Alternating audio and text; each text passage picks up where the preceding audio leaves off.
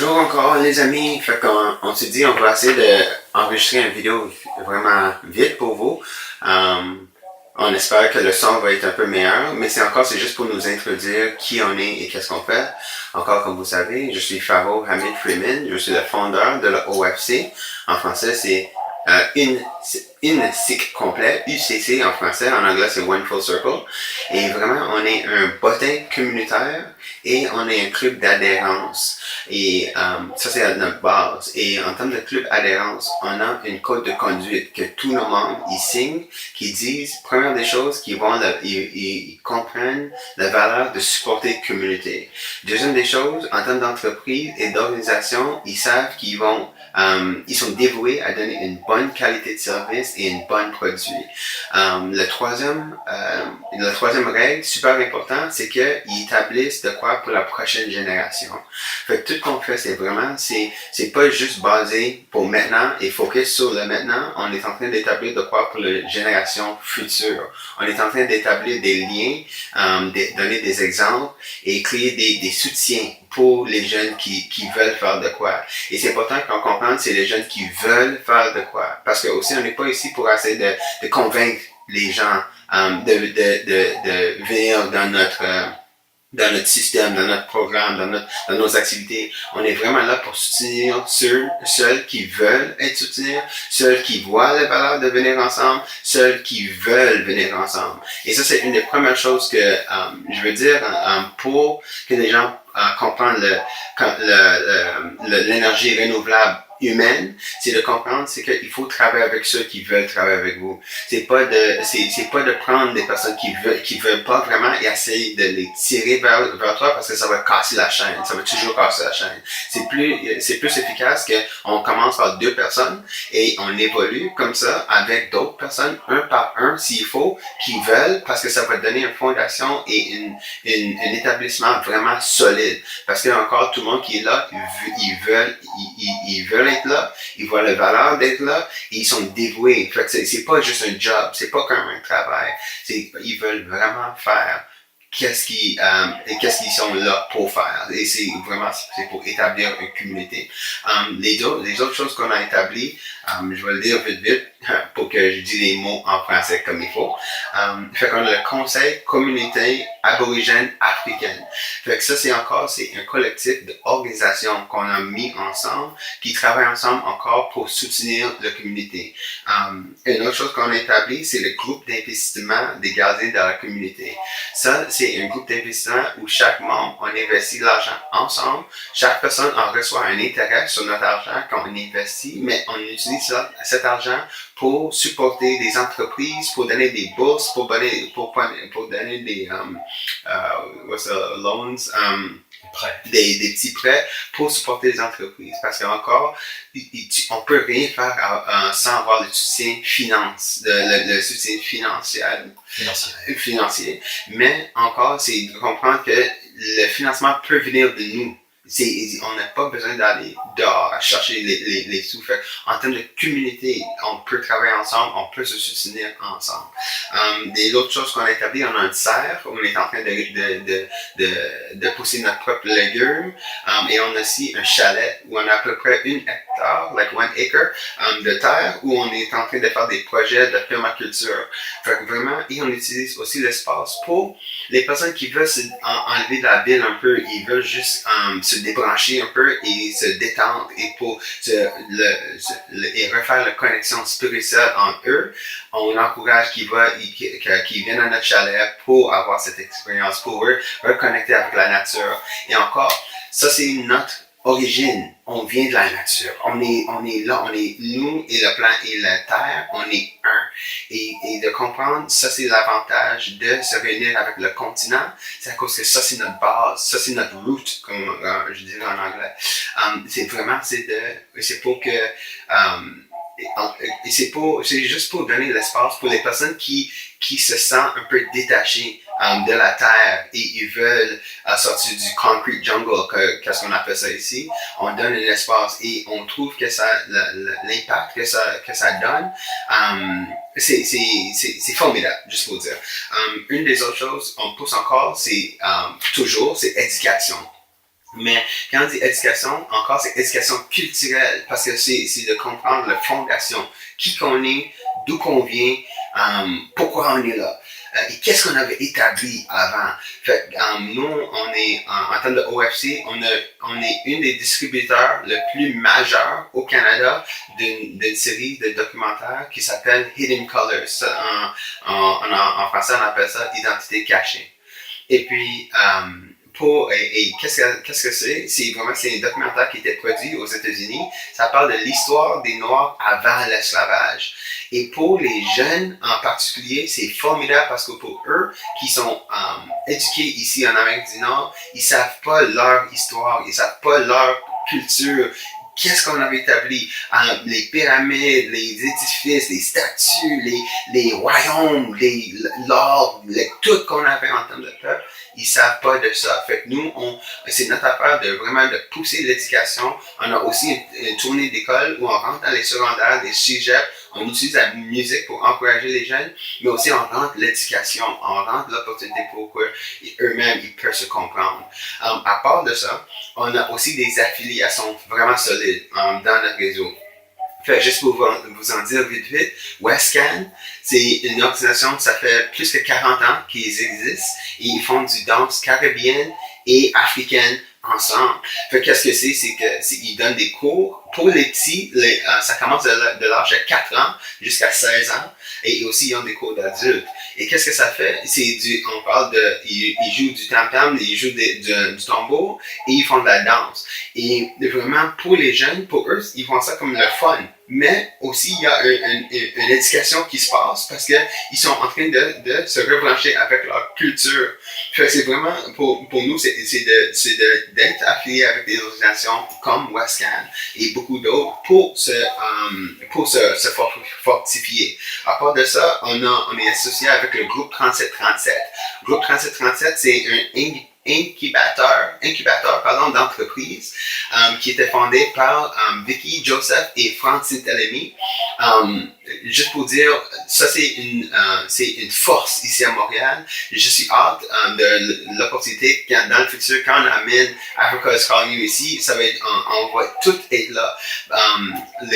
Qu'est-ce qu'ils sont en train de faire au 3737? Ils étaient capables de générer plus que 70 millions de dollars en termes de collectifs, entreprises ensemble. On parle d'architectes, on parle d'engineers, on parle d'avocats, tout dans la communauté. Ils se travaillent ensemble et se fortifient. Fait que ça, c'est un autre projet formidable. On est aussi associé avec le Forum économique international des Noirs. Encore, il y a beaucoup de panélistes qui sont avec nous aujourd'hui que j'aimerais bien éviter. On fait ça chaque novembre, fait que il y en a un qui ça arrive bientôt. Encore, c'est éduquer les jeunes, éduquer la communauté, comment on peut travailler ensemble, comment on garde l'argent entre nous et comment on peut se soutenir et vraiment viser pour la future. À part de ça, on a Black Wealth Matters. Ça, c'est une autre organisation, mais ça parle de finance parce qu'on dit c'est vraiment important.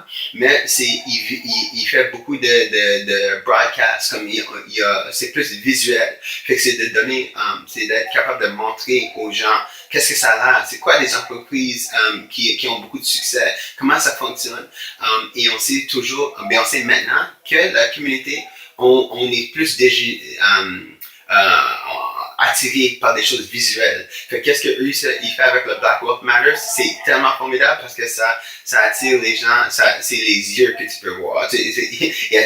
On a les yeux des jeunes, maintenant on peut le voir. Okay? À part de ça, on a Influence Orbis. Influence Orbis, encore, c'est un autre réseau qu'on est associé avec. C'était fondé par Thierry Lindor. Et vraiment, c'est un projet. Ça a commencé ici à Montréal. Ça va à Toronto. Si je ne me trompe pas, il va en avoir un aussi à Paris. L'idéal, l'objectif, c'est réunir les peuples. Et encore, tout le monde qui veut le faire, on est là pour le faire. Il y a beaucoup de personnes qui veulent cette énergie renouvelable humaine. Fait qu'il y a beaucoup de petits collectifs. Et c'est pour dire qu'il n'y a pas juste une collectif qui va fonctionner. C'est de comprendre qu'on a beaucoup de collectifs. L'idée, c'est de travailler ensemble en termes de collectif. Fait que c'est de pas dire que moi, je compte ce collectif à cause que c'est un collectif, c'est de dire que moi j'ai un collectif, on veut associer avec ton collectif. Fait que ça, c'est qu'est-ce qu'on est en train de faire avec Orbis, Influence Orbis. À part de ça, on a Black Excellence, que c'est un événement encore de réseautage pour la communauté anglophone, francophone, de venir ensemble, démonter leur business, et c'est live. C'est là, tu peux parler aux personnes, tu peux toucher des personnes, on peut être là ensemble. Ça, c'est fait que ça, c'est Black Excellence. Et aussi, on a Hoodstock. Hoodstock, quand on parle de Hoodstock, on parle d'une organisation qui est là pour faire comment on dit, advocacy. Advocacy, ils sont là je veux pas dire juste pour défendre la communauté noire. Mais c'est ça. C'est nécessaire on a besoin d'un voix. On a besoin quand il y a de quoi qui fonctionne pas, on a besoin d'un voix qui dit non. En termes de communauté, on n'accepte pas ça. Et vraiment, je donne beaucoup de respect. Le respect à Will Prosper et tout son collectif de Hoodstock qui sont en train de foncer, et nous, on est là comme un soutien pour eux aussi. Aussi, j'avais oublié, en termes d'éducation, on est associé avec aussi le Black Biblio. Black Biblio, c'est une série de matériaux éducatifs qui étaient produits par Madame Dr. Dorothy Williams. Elle est un historien ici à Montréal. Et qu'est-ce qu'elle a fait? Elle a produit un outil pour des écoles qui parlent de toutes les influences noires au Canada. On entend beaucoup d'influences qui viennent des États-Unis, mais en termes d'Amérique du Nord, on n'entend pas gros de qu'est-ce qu'on a ici au Canada. Mais en termes de communauté noire ou racisée, on est partout. Fait que c'est vraiment, s'il y a une valeur de dire, de comprendre ici, même ici au Canada, qu'est-ce qu'on a. Et quand on sait qu'est-ce qu'on a, on peut amener ça, comme on dit, au continent. On peut amener ça en Europe. On a de quoi offrir. En même temps, on veut aussi recevoir, mais en même temps, on veut avoir de quoi à donner aussi. Et vite, en termes d'activités et de gros associations qu'on a, au mois de août, l'année passée, 2016, on s'est associé avec Mireille Fanon. Mireille Fanon a ouvert une porte pour nous pour s'associer avec les Nations Unies. Avec ça, on est le OFC et le AACC, des African Aboriginal Community Council. En français encore, c'est le Conseil communauté aborigène africain. Nous, on a, le mois d'octobre, pour le décennie international des personnes descendantes africaines, good job. On a invité, on a coordonné et on a invité le groupe de travailleurs experts des Nations Unies pour les descendants d'Afrique. Quand on a organisé l'événement ici à Montréal, on était associé avec 3 autres groupes majeurs comme nous, un à Toronto, un à Ottawa et l'autre à Halifax. Qu'est-ce que ça fait? En termes de le côté Est du Canada, on a un réseau assez large pour faire un changement. Et comme on dit, on ne fait pas de changement pour maintenant. Ça veut dire que tout le monde qui est dans ça, on est dévoué de faire de quoi, même si on ne va pas voir le Promised Land, comme ils disent. On est là pour vraiment établir et ouvrir les portes. Fait que vraiment, c'est le réseau qu'on établit, comme je dis, en Halifax, Ottawa et Toronto, et maintenant ici à Montréal. Encore, je veux dire, quand c'est temps d'amener Africa's Calling You ici, à Montréal, au Canada ou en Amérique du Nord, on a de la force, on a un réseau, on est là pour soutenir. Fait que je vais donner la parole à le vice-président Blaise. Oui, alors, bonjour tout le monde, moi c'est Blaise Akimali, vice-président de l'OAFC. Et je vais vraiment aller dans le sens de Pharaoh. C'est vraiment des initiatives qui se font sans oublier le volet social. Moi-même, je suis un chercheur en nanotechnologie et dans le secteur des énergies renouvelables. On a un projet sur lequel on est en train de travailler et faire des recherches. C'est celui de voir en fait les atouts du Canada en termes d'énergie renouvelable. Le Canada, comme on sait, c'est un des pays du G7 qui a beaucoup d'infrastructures, qui a une économie très forte, mais une partie du Canada est un petit peu éloignée et isolée. C'est celle du Nord. Et dans ces parties du Nord, il y a des communautés qui vivent de manière isolée et qui ont quand même besoin de ressources. Et leur situation, c'est à peu près 240 communautés qui vivent dans le froid, dans des conditions où il y a de faibles infrastructures pour pouvoir apporter des vivres, mais aussi de l'énergie. Et en fait, on se rendit compte que c'est des conditions qui sont similaires à ce qu'on peut retrouver dans certaines zones isolées en Afrique. Donc en fait, lorsqu'on parle d'énergie renouvelable et dans le solaire essentiellement, on essaie de créer en fait des réseaux énergétiques qui sont déconnectés des réseaux centraux.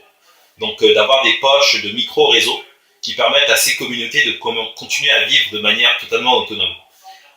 Nous inspirant du modèle canadien, en les étudiant et puis en contribuant aussi à rencontrer les communautés qui sont présentes dans le nord du Canada, parce que on veut entrer en communication avec ces communautés également, avoir des échanges culturels.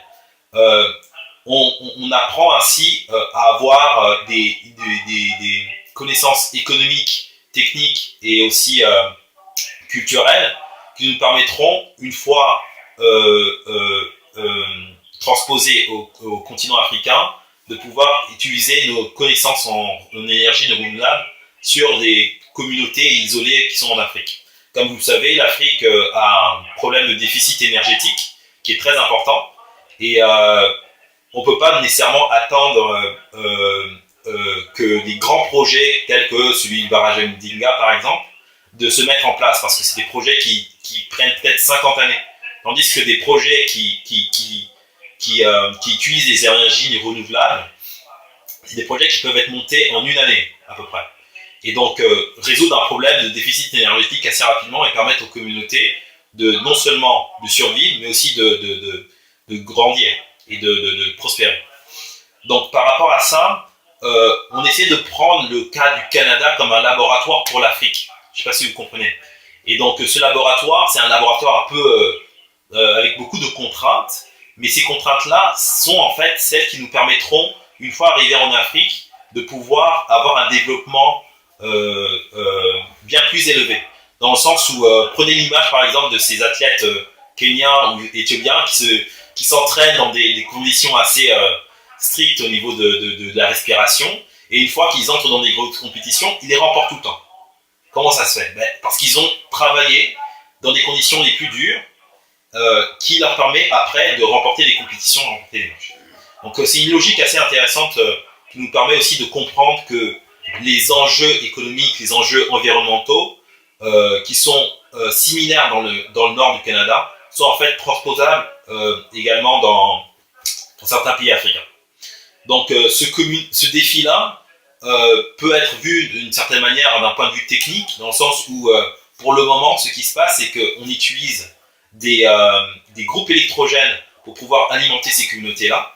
Et ces groupes électrogènes demandent à ce qu'il y ait une certaine compétence technique. Et elles demandent aussi à ce qu'il y ait une infrastructure très importante pour pouvoir approvisionner à chaque fois le fuel dans ces régions-là.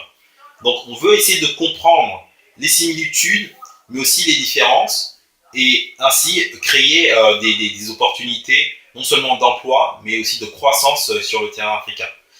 En dehors de ça, et toujours dans le même sens, on a une entreprise qui s'appelle Insolation Inc., canadienne, de la communauté, de notre groupe, qui se charge justement de faire des panneaux solaires. Donc c'est une start-up qui fait des panneaux solaires et avec laquelle nous voulons accompagner ce projet au fur et à mesure du temps. Donc c'est des projets comme ça qui sont bien précis, concrets, mais on ne veut pas oublier l'aspect social du développement. Parce que lorsqu'on parle de développement durable, on ne peut pas oublier l'humain. Le facteur humain est très important. Et donc, comme vous pouvez comprendre, c'est quelque chose qu'on essaie de mettre au même pied d'égalité. Parce que on voit très bien les dégâts que on produit sur l'environnement et sur les communautés, l'utilisation des énergies pétrolières ou gazières. Et on veut pouvoir sortir de cela et profiter aussi du bon puits énergétique que représente le soleil pour pouvoir aller de l'avant. Donc voilà un petit peu ce qu'on pouvait dire de ce que nous représentons ici au Canada. Bien oublié, parce que aussi un aspect vraiment qu'on ne peut pas oublier, c'est un aspect, comment je dis ça, c'est l'association avec le gouvernement. parce que quand même, vu qu'on travaille vraiment indépendant, mais il faut pas être séparé du gouvernement. Il faut comprendre comment travailler ensemble.